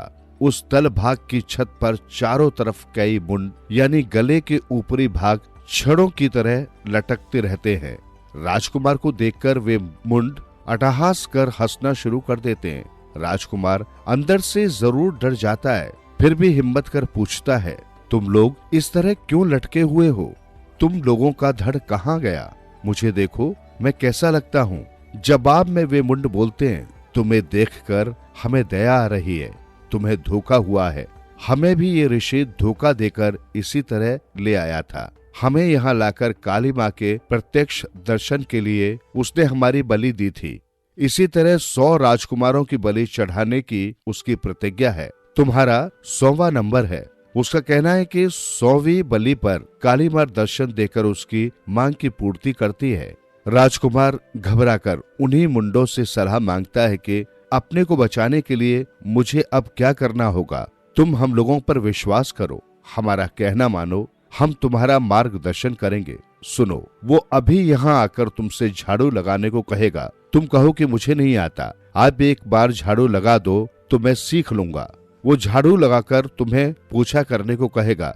तुम पहले की तरह कहो कि मैं पोछा करना नहीं जानता, आप एक बार करके दिखा देना, फिर मैं सीख लूंगा। वो पोछा करता रहेगा। तब तुम काली माँ के हाथ से तलवार छीनकर ऋषि का गला काट देना। काली माँ तब तुमको ही दर्शन देंगी। राजकुमार मुंडों से कहता है कि मैं बिल्कुल वैसा ही करूंगा। ऋषि नदी में नहाकर लौटते समय पूजा के लिए फूल लेकर आता है। राजकुमार उसके आने तक दीवार के सहारे खड़ा रहता है। इस पर ऋषि को गुस्सा आता है। वो लड़के से झाड़ू लगाने को कहता है। राजकुमार कहता है, मैं झाड़ू लगाना नहीं जानता, आप एक बार करके दिखा दो, फिर मैं झाड़ू लगाऊंगा। विवश होकर मुनि झाड़ू लगाता है। फिर लड़के से कहता है, देखो मैंने झाड़ू लगा दी, अब तुम्हें पानी से पोछा करना है। लड़का कहता है, मैं पोछा करना नहीं जानता, आप करके दिखा दो, फिर मैं पोछा करना सीख लूंगा। लड़के की बातों से मुनि को गुस्सा तो आता है, मगर फिर भी अपने गुस्से को निगलकर पोछा करना शुरू करता है। राजकुमार भी सही समय की ताक में था। वो तुरंत काली माँ के हाथ से तलवार खींचकर मुनि के सिर पर मार देता है। ऋषि का सिर धड़ से अलग हो जाता है। तब काली माँ प्रत्यक्ष दर्शन देकर राजकुमार से पूछती है, बेटा मैं तुम्हारी सेवा से संतुष्ट हूँ, मांग तुझे क्या चाहिए, मैं दूंगी। राजकुमार काली माँ से कहता है, माँ सबसे पहले तुम इन 99 राजकुमारों को पुनर्जीवित कर दो। देवी कहती है, ऐसा ही होगा। काली माँ के वैसा कहते ही वे सब सप्राण हो उठते हैं। वे सब राजकुमार का आभार जताकर प्रणाम करते हैं, अपने अपने देश के लिए रवाना होते हैं। काली माँ उससे कहती है, बेटा तुम्हें दूसरा कौन सा वर चाहिए, मांग। उस पर राजकुमार विनम्र होकर काली माँ से कहता है, माँ मुझे ऐसा वर दो कि मैं जब भी तुम्हें देखना चाहूँ आप मेरे आगे प्रत्यक्ष होकर दर्शन दोगी। काली माँ कहती है, ठीक है ऐसा ही होगा। काली माँ अब अदृश्य होती है। राजकुमार अब ऋषि की त्वचा को उधेड़कर उसे स्वयं पहनता है। फिर गुफा के आगे एक भिखमंगे की तरह बैठ जाता है। उसके ऊपर ओढ़ इस अजीन की गंध से आकर्षित होकर उस पर मक्खी घुमड़ती है। तब जो भी इंसान उधर से गुजरता है वो मक्खी चिपका कहता जाता है। इस बीच पड़ोसी राज्य के राजा की 7 लड़कियां होती हैं। सभी जवान शादी की उम्र की होती हैं। राजा एक दिन उन 7 लड़कियों को अपने पास बुलाकर उनसे पूछता है कि तुम लोगों को मायका पसंद रहेगा या ससुराल। उसके इस प्रश्न का जवाब पहली 6 लड़कियां अपने को पीहर ही पसंद कहकर देती हैं, मगर 7वीं बेटी का जवाब अलग होता है। वो लड़की कहती है कि अपने माता पिता सभी के सुख रहते उसे अपनी ससुराल ही अच्छी लगेगी। राजा को 7वीं बेटी का जवाब बहुत खराब लगता है। उसे गुस्सा भी आता है। कहता है, मैंने इतना ज्यादा प्यार देकर तुम्हें पाला, मगर तुम कृत्यघन निकली। अब मैं तुम्हें दंडित करूंगा, तो ही मायके का महत्व समझ पाओगी। इतना कहकर चुप होता है। साथ ही वो अपने मंत्री को बुलाकर पहली 6 लड़कियों के लिए सुंदर सुंदर रिश्ते ढूंढ लाने को कहता है। 7वीं लड़की के बारे में कहता है कि तुम उसके लिए एक ऐसे दूल्हे को तलाशना जो एक एक पैसे को मोहताज हो, और ये भी कि राजमहल की सेविकाएं खुद वैसे दूल्हे को तलाशे। मंत्री ने कहा। सेविकाएं ऐसे इंसान को तलाशने निकलती है। बहुत तलाशने के बाद अंत में उन्हें यही मक्खी घुमड़ा इंसान दिखाई देता है। वो एक पेड़ के नीचे बैठकर सूखा बासी जो भी मिलता है उसे खाता बैठा रहता है। राजा की इच्छा के मुताबिक इसी इंसान को छोटी लड़की के अनुकूल ठहराकर दासियां उसी को पकड़कर राजा के पास लाकर खड़ा कर देती हैं। राजा भी उसी को अपनी बेटी के अनुकूल मानकर उसके साथ अपनी छोटी बेटे की शादी रचा देता है। पहली 6 लड़कियों की शादी धूमधाम से होती है और वे सब राजमहल में ही ऐशो आराम करती रहती हैं। ये मक्खी घुमड़ा मात्र अपनी पत्नी को लेकर शहर से बाहर थोड़ी दूर एक झोपड़ी बनाकर रहने लगता है। बड़ी लड़कियां रेशम के कपड़े, मोती मूंगे की मालाएं, हीरे के हार आदि पहनती हैं। छोटी मात्र पुरानी फटी सूती साड़ी पहने रहती है। इसकी बड़ी बहनें, जीजा लोग सभी उसकी हालत पर हंसते हैं। उससे पूछते हैं कि अब तो बता, पियर अच्छा है या ससुराल? मगर छोटी का जवाब पहले जैसा ही, ससुराल ही अच्छी होती है। इस तरह कुछ और दिन बीतते हैं। एक दिन राजा के 6 दामाद एक साथ शिकार करने जंगल में निकलते हैं। निकलने से पहले इसकी सूचना में ढिढोरा पिटवाते हैं। ये खबर मक्खी घुमड़े को भी पता चलती है। वो अपनी पत्नी को बुलाकर कहता है, सुनो, मेरे 6 साढ़ू भाई शिकार करने जंगल के लिए निकले हैं। उनके साथ जाने की मेरी भी इच्छा हो रही है। अपने पिता के पास जाकर इसके लिए जरूरी सब चीजें मांग लाओ। पति की बात वो टाल नहीं पाती, इसलिए पिता के घर जाकर वो एक खंबे के सहारे खड़ी हो जाती है। उसका बाप उससे पूछता है, कैसे आई बता। वो अपने आने का उद्देश्य बताती है। राजा मंत्री को बुलाकर एक लंगड़ा घोड़ा, एक जंग लगी तलवार देकर भेजने को कहता है। उसे देख उसकी बड़ी बहनें और जीजा लोग मजाक करते हैं। छोटी को इससे बहुत दुख पहुंचता है। फिर भी वो उनके सामने ही वो लंगड़ा घोड़ा और जंग लगी तलवार लेकर अपनी झोपड़ी में लौट आती है। अगले दिन वो 6 दामाद अपने परिवार को साथ लेकर जंगल के लिए निकलते हैं। उनके परिजन भी कितने सारे थे। राजमहल से जंगल तक लोग ही लोग खड़े थे। मक्खी घुमड़ा भी पत्नी से कहकर लंगड़े घोड़े पर चढ़ हाथ में जंग लगी तलवार लेकर निकलता है। पत्नी को उसे इस हालत में भेजते डर लगता है। वो अंदर ही अंदर ऐसा सोचकर घुलती रहती है कि वे लोग तो इतने बड़े परिवार को साथ लेकर गए हैं, मेरा पति बिल्कुल अकेला है। कुछ विपदा आई क्या होगा? मगर पति के सामने खुशी जाहिर करते हुए उसे भेज देती है। वो थोड़ी दूर जाकर एक पेड़ के नीचे खड़े होकर काली माँ का स्मरण करता है। काली माँ तुरंत दर्शन देती है। वो उनसे कहता है, माँ मुझे आसमान में उड़ने वाला एक घोड़ा और एक वज्रयुद्ध चाहिए। काली माँ कहती है, स्वीकार है। दोनों चीजें उसे देती है। उसके बाद वो कहता है, इस जंगल के सभी जीव पशु पक्षी मेरे सामने आकर खड़े हो जाएं। काली माँ स्वीकार है कहकर अदृश्य होती है। तब राजकुमार उसे ऋषिजन को अपने तन से उतारकर पास ही एक पेड़ पर रख देता है।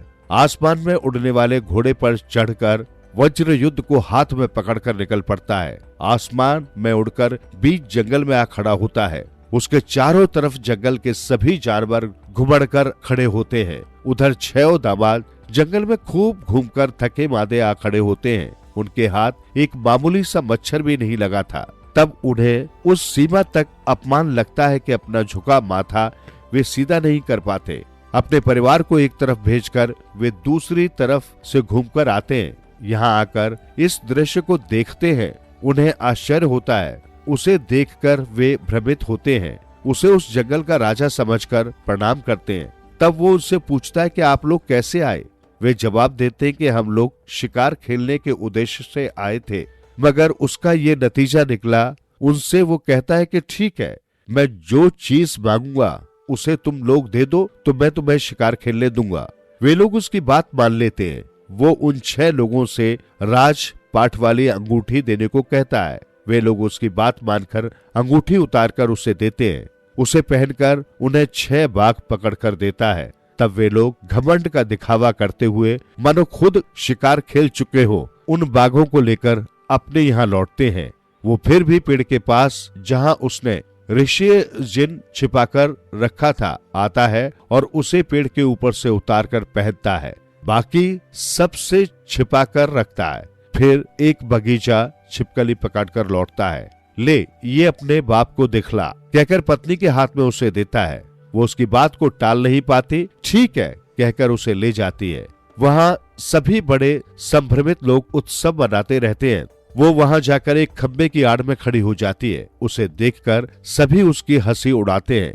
इससे वो अपने को बहुत अपमानित महसूस करती है। घर लौटकर अपने पति को सविस्तार घटना का वर्णन करती है। कुछ दिन बाद राजा के 6 दामाद दोबारा शिकार के लिए निकलते हैं। जंगल में आकर देखते हैं कि वहाँ कोई जानवर ही नहीं है। पिछली बार जैसा ही होता है, फिर से उन पर एक शर्त लगाकर वो अपनी पसंद का जानवर पकड़कर ले जाने को कहता है। इस बार वे लोग अपने अपने हाथ की छोटी उंगली काटकर उसे सौंप देते हैं और एक एक शेर को पकड़कर राजधानी लौटते हैं। फिर इसके बाद अगली बार भी यानी तीसरी बार भी इसी तरह होता है। इस बार वो उन सभी लोगों के कपड़े उतरवाकर उनकी पीठ पर गरम सलाख से चलाकर 6 हाथी पकड़कर उन्हें भेजता है। राजा के ये सब दामाद इस तरह दिखावा करते हुए जैसे उन्हीं ने हाथियों का शिकार किया हो, बाजे बजवाते जलसा मनाते घर लौटते हैं। मक्खी घुमड़ा भी मामूली पिछली बार की तरह ऋषियाजिन पहनकर घर लौटता है। अपनी पत्नी से कहता है कि मैं बहुत थका हुआ हूँ, पानी गर्म कर दो तो नहा लूंगा। वो पानी गर्म कर देती है। फिर वो नहाने जाता है। वो आदतन नहाते समय किसी को भी अंदर आने नहीं देता था। आज उसकी पत्नी को कुछ शक होता है। वो आज उसके पीछे का राज जानने का मन बनाती है और उसके नहाते वक्त वो एक छेद से देखती है।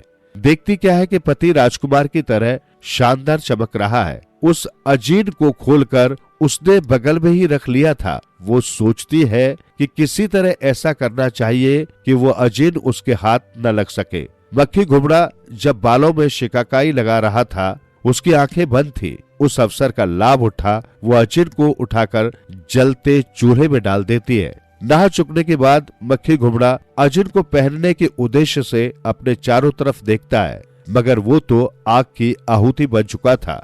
अब राख मात्र उसे दिखाई देती है। हालांकि ये सब उसे बहुत खराब लगता है। वो अपने आप को समझाकर चुप हो जाता है।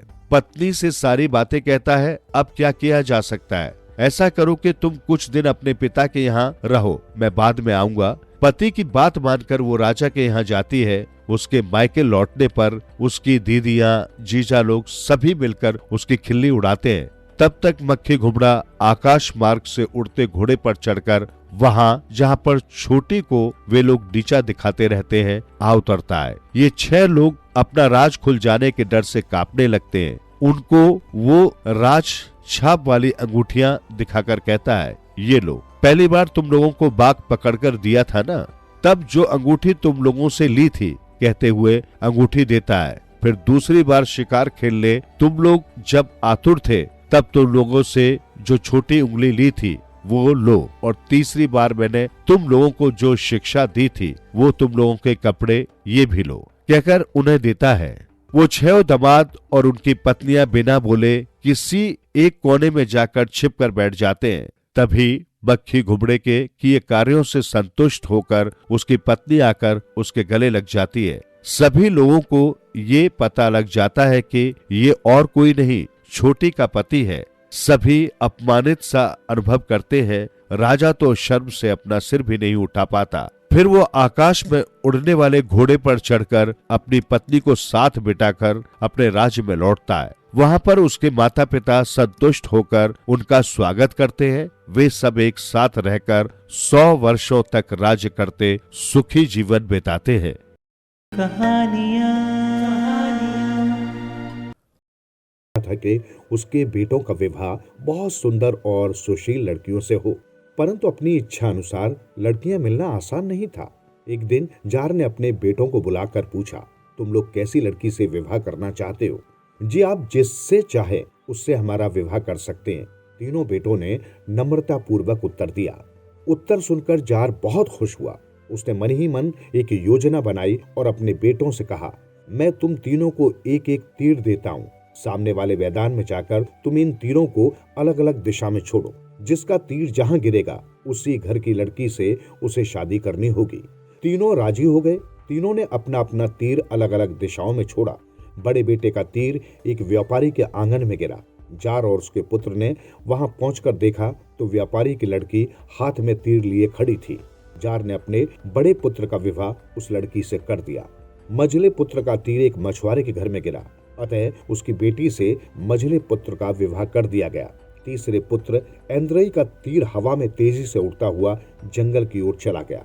पिता पुत्र तीर खोजने के लिए जंगल की ओर चल पड़े। वहां एक तालाब के किनारे एक मेढकी तीर मुंह में लेकर बैठी थी। अब प्रश्न उठा कि ऐन्द्रई का विवाह किससे किया जाए। ऐन्द्रई मेढकी के मुंह से तीर निकालकर अपने पिता के साथ वापस जाने लगा। तब मेढकी लड़की की आवाज में बोली, क्या तुम मुझसे विवाह करोगे? लड़की की आवाज सुनकर जार आश्चर्यचकित रह गया। उसने निश्चय किया कि ऐन्द्रई का विवाह मेढकी से ही किया जाएगा और शीघ्र ही उसका विवाह कर दिया गया। दोनों बड़े भाई अपनी पत्नी के साथ बहुत खुश थे, जबकि ऐन्द्रई मेढकी के साथ अपने कमरे में उदास बैठा रहता था। मेढकी बोली, तुम उदास क्यों होते हो? तुम्हारी किस्मत में मेरे साथ ही विवाह करना लिखा था, सो हो गया। ऐन्द्रई रोज चुपचाप दुखी मन से सो जाता। कुछ दिन इसी तरह बीत गए। एक दिन जार ने बेटों से कहा, मैं तीनों बहुओं की परीक्षा लेना चाहता हूँ। तीनों बहुओं को मेरे लिए एक कमीज सिलनी होगी। शर्त यह है कि वो कल तक तैयार हो जानी चाहिए। दोनों बेटे छोटे भाई का मजाक उड़ाने लगे। फिर तीनों बेटे अपनी पत्नियों के साथ अपने कमरे में चले गए। बड़े दोनों बेटे अपनी पत्नी की सहायता करने में जुट गए, परंतु ऐन्द्रई कमरे में जाकर एक कोने में बैठ गया। उसे उदास देखकर मेढकी बोली, आप उदास क्यों होते हो? आप सो जाइए। ऐन्द्रई दूसरी तरफ मुंह करके सो गया। मेढकी ने रात को अपनी मेढकी की खाल उतार दी और तान्या के रूप में सुंदर राजकुमारी खड़ी हो गई। रात भर में उसने अपनी दासियों को बुलाकर सुंदर कमीज तैयार कर दी। फिर मेढकी बनकर सो गई। सुबह ऐन्द्रई उठा तो पलंग के किनारे कमीज देखकर बहुत खुश हुआ। कमीज में सुंदर काशिद अदाकारी की गई थी और रेशमी कमीज बहुत सुंदर लग रही थी। वो कमीज को तह करके अपने पिता के पास पहुंचा तो देखा कि दोनों भाई वहां पहले ही पहुंच चुके थे। जार ने तीनों कमीजें देखकर कहा, बड़े बेटे की लाई हुई कमीज तो किसी नौकर के लायक लगती है। दूसरे बेटे की कमीज भी रात को पहनकर सोने लायक है। ऐन्द्रई की कमीज वाकई बहुत सुंदर है, परंतु तुम ये बताओ कि ये कमीज किसने सिली है? ऐन्द्रई ने पूरी बात बता दी, परंतु पिता व दोनों बेटों को यकीन नहीं हुआ। वे सोचने लगे कि शायद ऐन्द्रई झूठ बोल रहा है। वो अपनी पत्नी की कमी छिपाने के लिए कमीज बाजार से खरीद कर लाया है या फिर मेढकी कोई जादू करनी है। जार ने पुनः तीनों बहुओं की परीक्षा लेने का निश्चय किया। उसने तीनों बेटों से कहा कि वो अगले दिन 3 बहुओं के हाथ का बना खाना खाएगा। पहली बहू का खाना सुबह, दूसरी का दोपहर व तीसरी का बना भोजन शाम को खाएगा। जार की बात सुनकर दोनों बड़े बेटे हंसते हुए अपने कमरे में चले गए, परंतु छोटा ऐन्द्रई उदास होकर अपने कमरे में चला गया। दोनों की पत्नियां भोजन की तैयारी में लग गईं, परंतु वे साथ ही साथ ये भी जासूसी करती रहीं कि तीसरी वाली भोजन कैसे तैयार करती है। मेढकी ये बात अच्छी तरह जानती थी। उसने पहले की भांति अपने पति को सुला दिया, स्वयं आटा गूंथकर सारा आटा धीमी आंच पर रख दिया और सोने चली गई। बड़ी बहुओं ने उसकी नकल करके उसी प्रकार आटा रख दिया और सोने चली गई। उसके बाद उसने तान्या के रूप में अगले दिन की भोजन की सारी तैयारी अपनी दासियों के साथ मिलकर की और मेढकी बनकर सो गई। जार ने सुबह का भोजन बड़ी बहू के हाथ का बना खाया तो उसे यूं लगा कि आज उसके दांत ही टूट जाएंगे। उसने भोजन उसी प्रकार छोड़ दिया। दोपहर के भोजन में भी इसी प्रकार हुआ। फिर जब शाम हो गई तो जार मेज पर भोजन करने बैठा। इंद्री ने देखा कि मेज पर अनेक प्रकार के व्यंजन पहले से ही रखे हैं। उसने पिता के लिए भोजन परोसा और स्वयं भी खाने लगा। भोजन बहुत ही स्वादिष्ट था। दोनों लोग उंगलियां चाटते रह गए, परंतु उन्हें स्वादिष्ट भोजन तैयार होने का रहस्य समझ में नहीं आया। वे बस भोजन की प्रशंसा ही करते रहे। अगले सप्ताह जार का जन्मदिन था। उस दिन पूरे शहर को निमंत्रित किया गया ताकि सबको तीनों बहुओं से भी मिलवाया जा सके। खूब बड़ी दावत का आयोजन किया गया। दावत के वक्त सभी लोग सही वक्त पर पहुंचने लगे। दोनों बड़े बेटे अपनी पत्नियों के साथ दावत के लिए पहुंच गए। एंद्रे उदास बैठा था। उसने मेढकी से कहा, मैं लोगों को तुमसे किस तरह मिलवाऊंगा, मुझे कुछ समझ में नहीं आ रहा। मेढकी बोली, आप चलिए, मैं तैयार होकर आती हूँ। आप देखेगा कि आप ही मुझे नहीं पहचान पाएंगे। एंद्रे ने आश्चर्यचकित होकर कहा, फिर मैं तुम्हें कैसे पहचानूंगा, मैं आकर आपका हाथ थाम लूंगी। मेढकी बोली। एंद्रे विस्मित सा होता हुआ दावत वाले कमरे में पहुंच गया। कुछ ही मिनटों में जार ने कहा, मित्रों, मैं आज आपको 3 बहुओं से मिलवाना चाहता हूँ।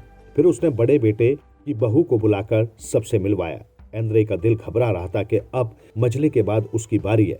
तभी दरवाजे पर एक घोड़ा गाड़ी आकर रुकी। उस घोड़ा गाड़ी में रुपहले पंख लगे थे।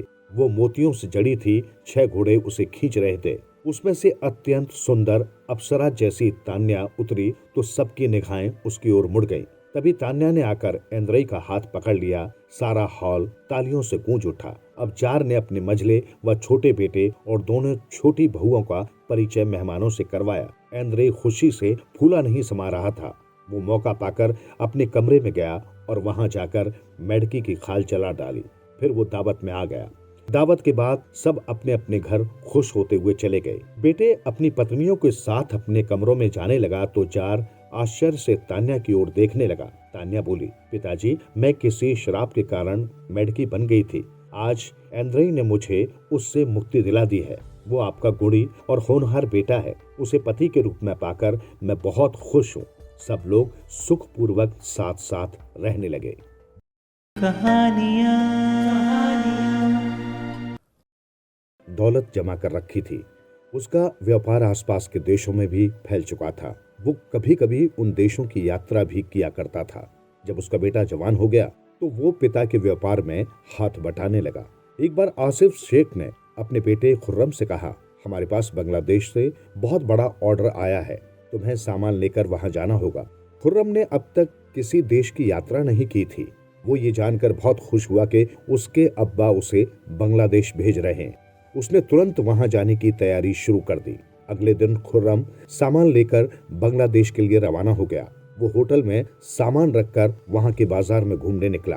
रास्ते में उसने एक निराला फल बिकते देखा। उसने इतना बड़ा फल आज तक नहीं देखा था। वो फल वाले के पास गया और फल को हाथ में उठाकर देखा तो हैरान रह गया कि ऊपर से कांटों वाला ये फल बहुत ही भारी था।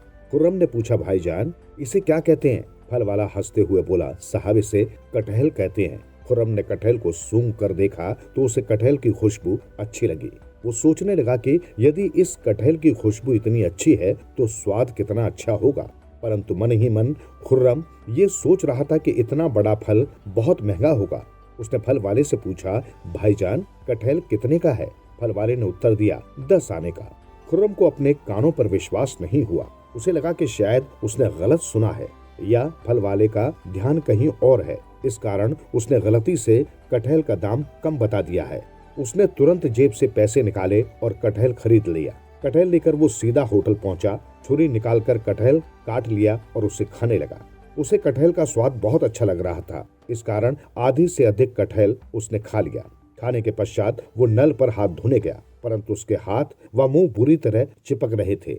इस कारण साफ नहीं हो सके। हाथ धोने की कोशिश में वे और भी ज्यादा चिपक गए। उसने हाथों को बार बार साबुन से रगड़ा, परंतु वे साफ नहीं हो रहे थे। उसने देखा कि कटहल का रस कपड़ों पर लग गया है। उसने कपड़ों को नैपकिन से साफ करने की कोशिश की, परंतु नैपकिन कपड़ों से चिपक गया। वो अकेला था, इस कारण समझ नहीं पा रहा था कि क्या करे। वैसे भी खुर्रम अपने घर से पहली बार अकेला निकला था, इस कारण थोड़ा घबरा रहा था। उसने सोचा कि होटल के मालिक या किसी नौकर से पूछ लूं कि इसे कैसे साफ किया जाए। खुर्रम कमरे से बाहर निकलकर जो ही किसी के सामने पड़ा, वो व्यक्ति खुर्रम को देखकर हंसने लगा। खुर्रम की हिम्मत ही नहीं हुई कि वो किसी से कुछ पूछे। वो चुपचाप होटल के बाहर निकल गया। बाहर तेज हवा चल रही थी। सड़क के पत्ते उड़ उड़कर खुर्रम के कपड़ों पर चिपकने लगे। उसकी मूंछों के बाल भी चिपककर अजीब से लग रहे थे। हवा के साथ धूल मिट्टी, कागज, पंख आदि उसके कपड़ों व हाथों में चिपकते जा रहे थे। वो जिधर से निकलता उधर से लोग उसे देखकर हंसने लगते। उसका चेहरा भी धूल चिपकने से गंदा लगने लगा था। कुछ लोग उसे पागल समझकर उसके पीछे चलने लगे। खुर्रम की समझ में नहीं आया कि वो क्या करे। वो चुपचाप एक दुकान में घुस गया और एक कोने में छिपने का प्रयास करने लगा। संयोग से वो दुकान एक सर्राफ की थी। वहाँ ग्राहकों को दिखाए गए आभूषण एक मेज पर रखे थे। खुर्रम उस मेज से टकरा गया और कुछ आभूषण उछलकर उसके कपड़ों से जा चिपके। जो ही खुर्रम छिपने का प्रयास करने लगा, दुकान मालिक की निगाह उस पर पड़ गई। उसने चोर चोर कह कहकर शोर मचा दिया। दुकान के नौकरों ने खुर्रम को पकड़ लिया। भीड़ इकट्ठी हो गई। पुलिस को खबर दी गई। खुर्रम ने लाख समझाया कि उसने चोरी नहीं की, परंतु उसके कपड़ों पर चिपके आभूषणों के कारण किसी को विश्वास नहीं हुआ। उसे पुलिस के हवाले कर दिया गया। पुलिस ने खुर्रम से चोरी का कारण जानना चाहा तो उसने विस्तार से कटहल खाने की पूरी बात उन्हें बता दी। थानेदार हंसता हुआ बोला, अरे मियाँ, जब खाना आता नहीं था तो कटहल खाया क्यों? अच्छा ये बताओ कि तुम किस व्यापारी के यहाँ आए थे? खुर्रम को उस व्यापारी के यहाँ ले जाया गया, परंतु उस व्यापारी ने खुर्रम के हुलिये के कारण उसे पहचानने से इनकार कर दिया। तब खुर्रम ने अपना व अपने पिता का पूरा नाम बताया, साथ ही अपने साथ लाए सामान की पूरी जानकारी दी।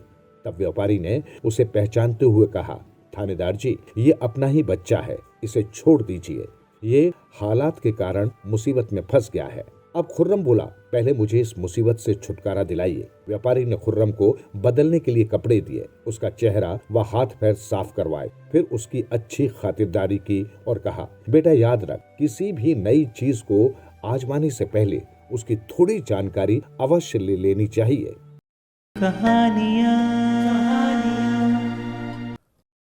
में से अपने पेशे में काम आने वाली सभी चीजों को निकालकर सामने रख लेता था। उन चीजों में करीब आधा दर्जन कौड़ियां होती थी, एक चौकोर कपड़ा और एक अस्पष्ट सा रहस्यमय कैलेंडर, लिखने के लिए कॉपी होती और साथ ही खजूर की पेंसिलें। उसके माथे पर पवित्र भस्म मली हुई और उस पर सिंदूर का तिलक। इस वक्त उसकी आंखें कुछ ज्यादा ही चमक रही होती, शायद ग्राहकों की तलाश और उम्मीद की वजह से। लेकिन यही चमक उसके सामान्य ग्राहकों को दैवीय लगती थी। इसमें उन्हें अपना भविष्य नजर आता था, जिसे देखकर उन्हें बेहद आराम महसूस होता। बड़ी सूझबूझ के साथ वो अपने चेहरे का हर जोर जमाव कुछ इस तरह रखता कि आंखों की चमक और बढ़ जाती। मसलन ऊपर भभूत व तिलक से सजा हुआ माथा और नीचे बड़ी बड़ी काली एवं गालों तक आई मूछें।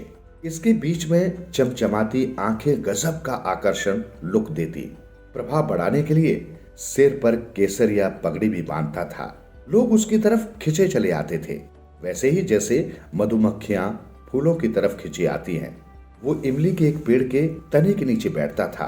पीछे से टाउन हॉल की ओर से जाने वाला रास्ता था। कई मायनों में वो बेहद अहम जगह थी। सकरी सी सड़क थी। इस पर सुबह से रात तक आने जाने वालों की भीड़ गुजरती थी। हर छोटे बड़े पेशे से ताल्लुक रखने वाले लोगों ने पूरे रास्ते के दोनों तरफ अपनी दुकानें लगा रखी थी। दवाई की दुकानें थी तो चोरी के सामान की भी। जादूगर भी कहीं कहीं डेरा डाले हुए करतब करते दिखाई पड़ते थे। एक दुकान पर सस्ते कपड़े भी नीलाम होते थे। इस दुकान पर पूरा दिन लोगों का भारी जमावड़ा रहता था। उस ज्योतिषी के ही ठीक बगल में एक मूंगफली बेचने वाला अपना ठेला लगाता था। बड़ा बातूनी था।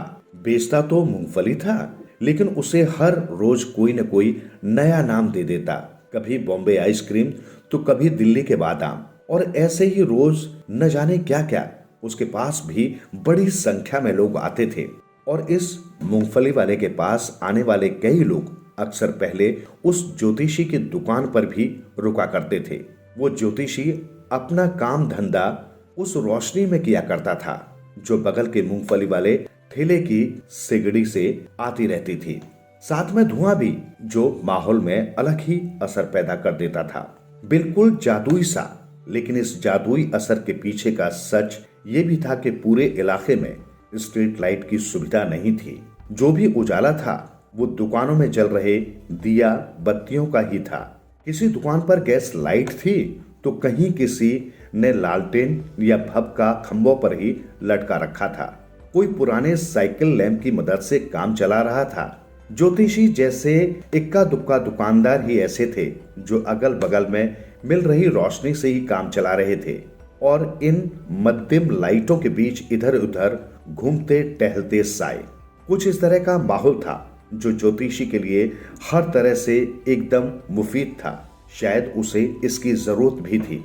इसकी वजह बड़ी साधारण सी थी कि ज्योतिषी ने जब काम शुरू किया तब न तो उसके पास इसकी कोई योजना थी न इरादा।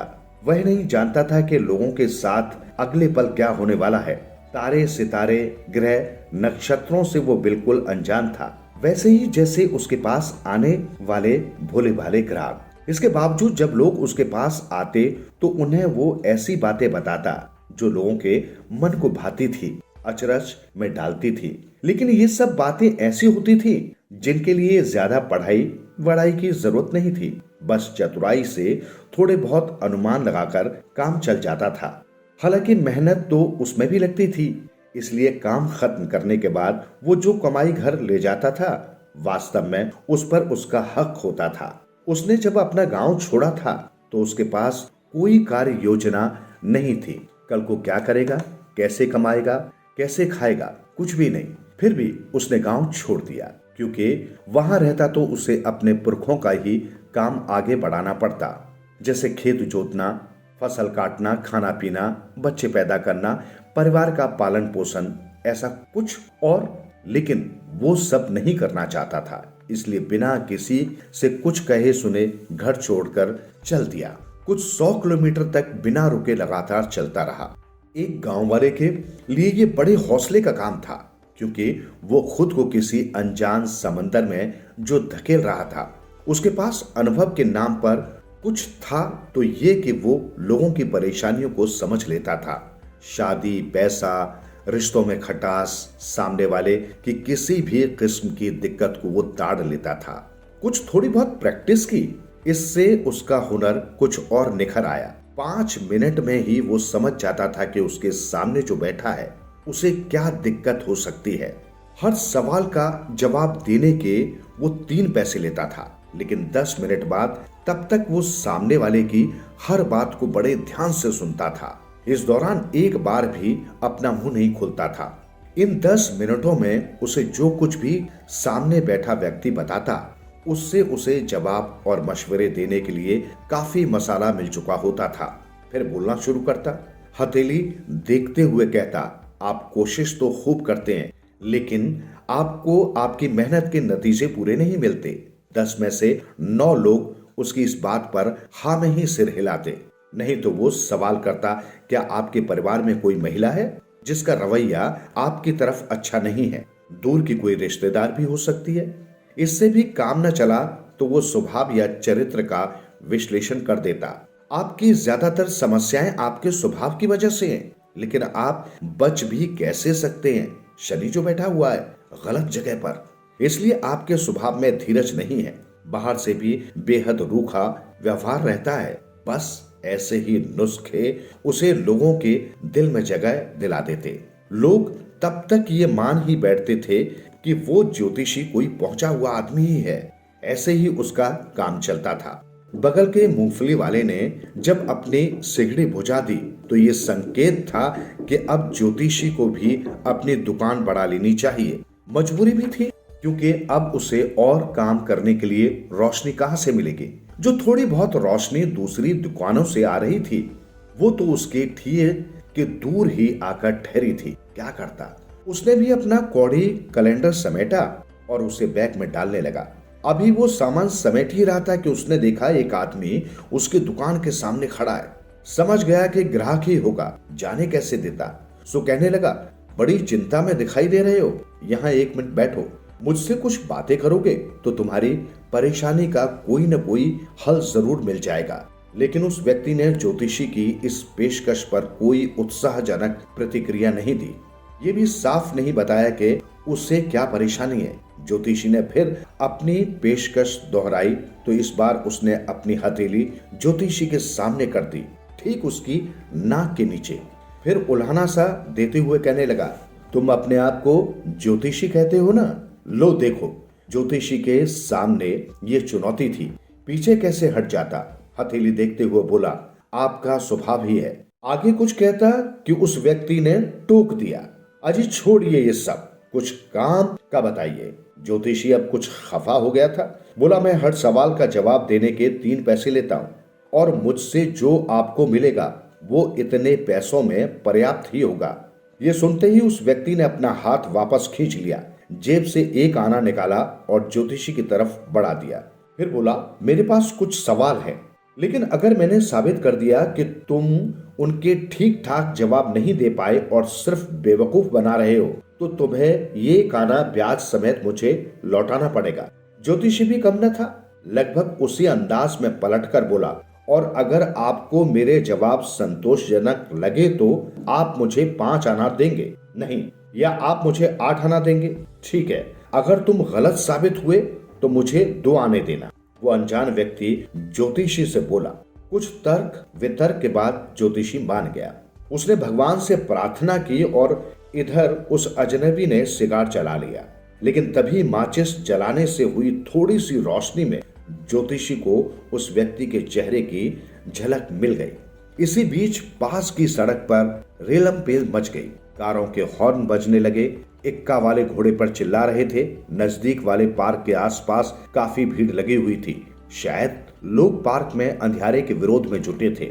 लेकिन इससे बेखबर सा वो अजनबी ज्योतिषी के पास ही डटा था, बल्कि अब तो बैठ ही गया था। सिगार से धुआं उड़ाई जा रहा था।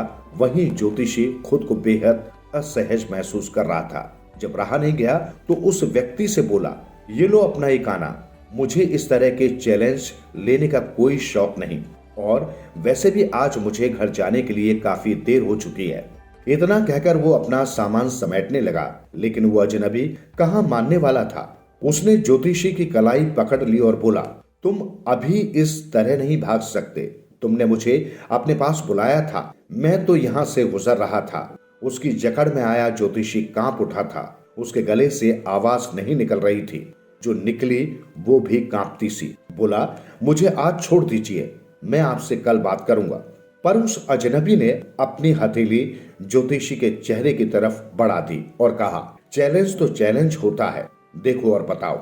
ज्योतिषी का गला सूख गया। जैसे तैसे बोला, कोई औरत है? रुको, वो अजनबी बोला, मुझे ये सब नहीं सुनना है। मुझे ये बताओ कि मैं अभी जिसकी तलाश कर रहा हूं वो मुझे मिलेगा या नहीं। इसका जवाब दो और चले जाओ, नहीं तो मैं तुम्हें तब तक नहीं जाने दूंगा जब तक तुम अपने पूरे सिक्के मेरे हवाले नहीं कर देते। इस पर ज्योतिषी ने कुछ देर कोई मंत्र बुदबुदाया और फिर जवाब दिया, ठीक है, मैं बताऊंगा, लेकिन अगर आपको मेरी बात सही लगी तो क्या आप मुझे 1 रुपया देंगे? वरना मैं अपना मुंह नहीं खोलूंगा। आपसे जो बन पड़े कर लेना। ज्योतिषी के प्रस्ताव पर कुछ हीला हवाले के बाद अजनबी तैयार हो गया। तब ज्योतिषी ने बताया, मैं सही हूं तो आपको एक बार मारने के लिए छोड़ दिया गया था।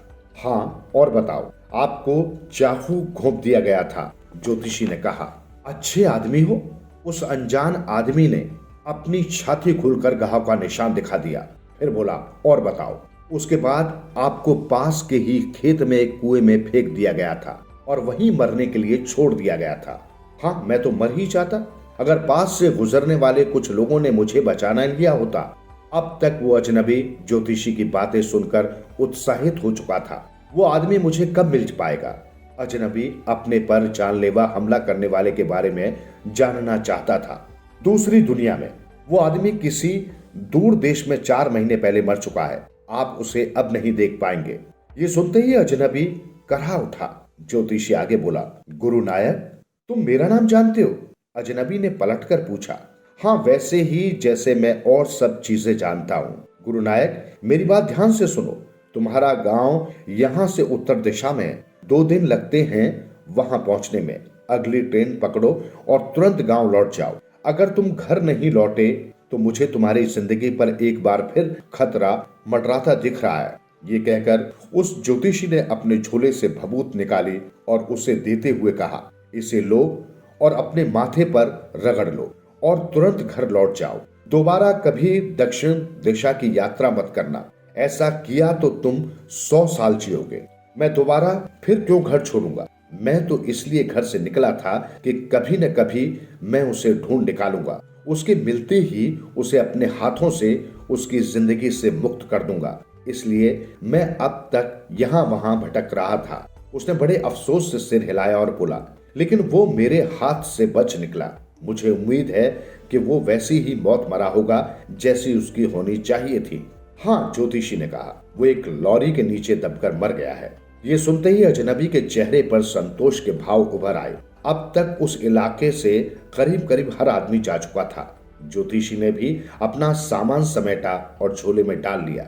हर तरफ अंधेरा और सन्नाटा पसर चुका था। वो अजनबी भी चला गया। जाते जाते ज्योतिषी को वो काफी सारे सिक्के दे गया।